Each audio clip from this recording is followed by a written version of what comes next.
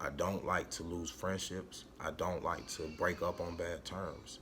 So a lot of times this can be perceived as holding on to past situations, or it can be perceived as being controlling and never wanting to let go. And both ways can be right in ways. But in my defense, I have to say I give options to people.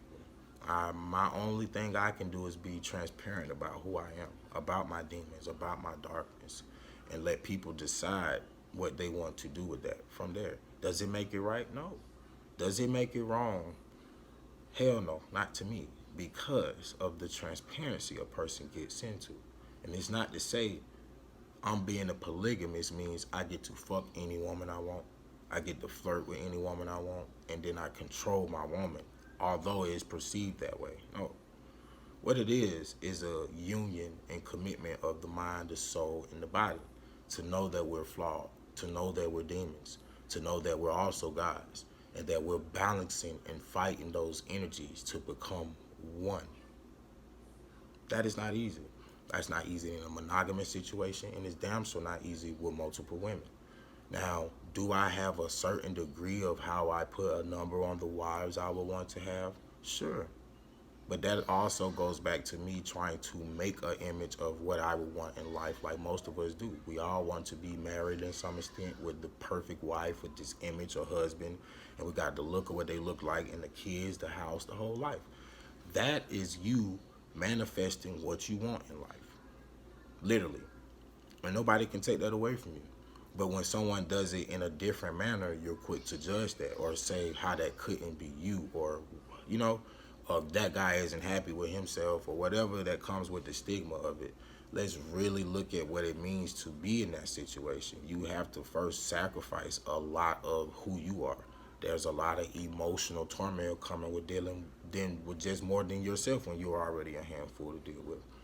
Then you have the expectations of both of them having to be, or however many, being taken care of financially. Then they have children with or without you, prior relationships. You have to step in and manage that situation.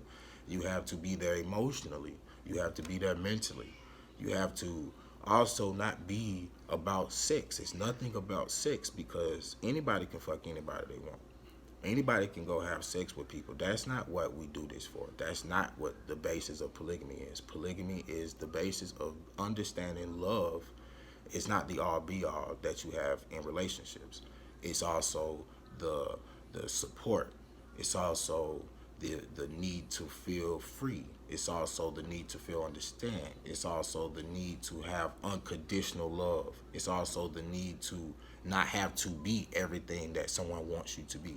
It's also the need to understanding that it takes more than just love to build the foundation of what family is, because a lot of times we see love ain't based in nothing when it comes to building a relationship, other than love can have you thinking a lot of shit that nor the rest of things that you end up having to take into account, like finances, connection, relatability, same interests. You know, growing apart is also a big thing within not finding out who you are as a person. And how can we become fully engulfed into committing ourselves to anybody when we never really even know ourselves?